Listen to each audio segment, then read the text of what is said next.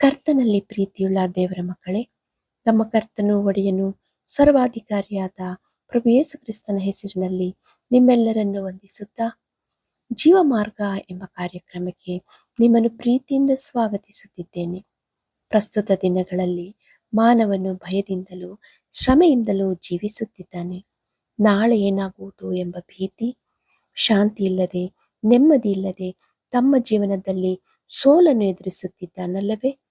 ನಿರೀಕ್ಷಣೆ ಇಲ್ಲದ ಜನರು ಬದುಕಿನಲ್ಲಿರುವ ಅಲೆಗಳನ್ನು ತಟ್ಟಿಕೊಳ್ಳಲಾರದೆ ಮರಣದ ದಾರಿ ಸಹ ಹಿಡಿದಿದ್ದಾರೆ. ನಮ್ಮ ನಿರೀಕ್ಷಣೆಯು, ವಿಶ್ವಾಸವು ಕೇವಲ ಯೇಸು ಕ್ರಿಸ್ತನ ಮೇಲೆಯೇ ಕೇಂದ್ರೀಕೃತವಾಗಿರಬೇಕು. ಆತನೇ ನಮ್ಮ ಕೋಟೆಯೂ ಆಶ್ರಯ ದುರ್ಗವೂ ಆಗಿದ್ದಾರೆ. ಕಷ್ಟಕರ ಸಮಯದಲ್ಲಿ ಯೇಸು ಪ್ರಭುವಿಗೆ ಮೊರೆಯಿಟ್ಟಾಗ ಆತನು ನಮ್ಮ ಜೀವನದಲ್ಲಿ ಎದ್ದಿರುವ ಬಿರುಗಾಳಿಯನ್ನು ಗದರಿಸಿ ಶಾಂತಿಗೊಳಿಸುವವರಾಗಿದ್ದಾರೆ. ಎಲೆ ಕಷ್ಟಪಡುವವರೇ, ಹೊರೆ ಹೊತ್ತವರೇ, ನೀವೆಲ್ಲರೂ ನನ್ನ ಬಳಿಗೆ ಬನ್ನಿರಿ, ನಾನು ನಿಮಗೆ ವಿಶ್ರಾಂತಿಯನ್ನು ಕೊಡುತ್ತೇನೆ ಎಂದು ಹೇಳಿರುವ ಕರ್ತನ ಹತ್ತಿರ ಬನ್ನಿರಿ.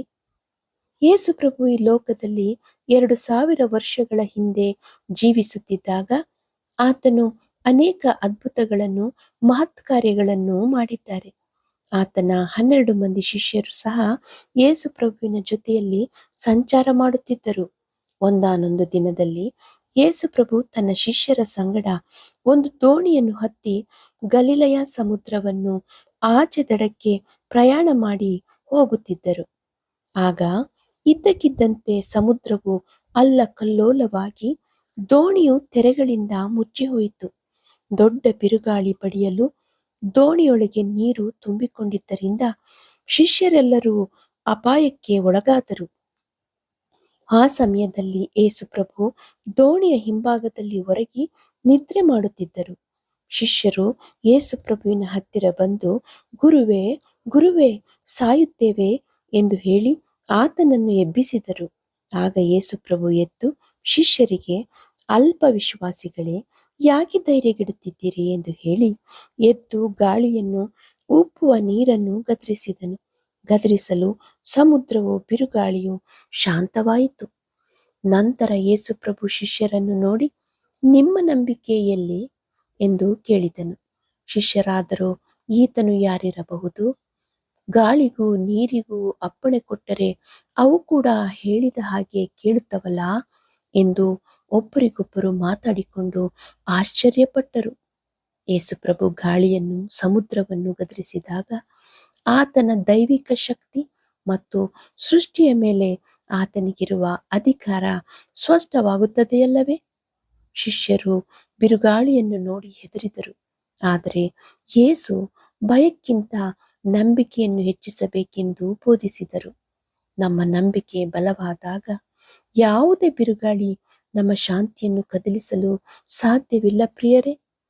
ಯೇಸು ಪ್ರಭು ಸಮುದ್ರವನ್ನು ಶಾಂತಿಗೊಳಿಸಿದಂತೆ ಆತನು ನಮ್ಮ ಮನಸ್ಸಿನ ಬಿರುಗಾಳಿಗಳನ್ನು, ಭಯ, ನೋವು, ಆತಂಕವನ್ನು ಶಾಂತಿಗೊಳಿಸುತ್ತಾರೆ.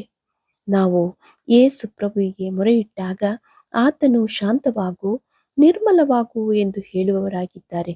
ಯೇಸು ಪ್ರಭು ನಿದ್ರಿಸುತ್ತಿದ್ದರೂ ಆತ್ಮದಲ್ಲಿ ಎಚ್ಚರವಾಗಿದ್ದಾರೆ.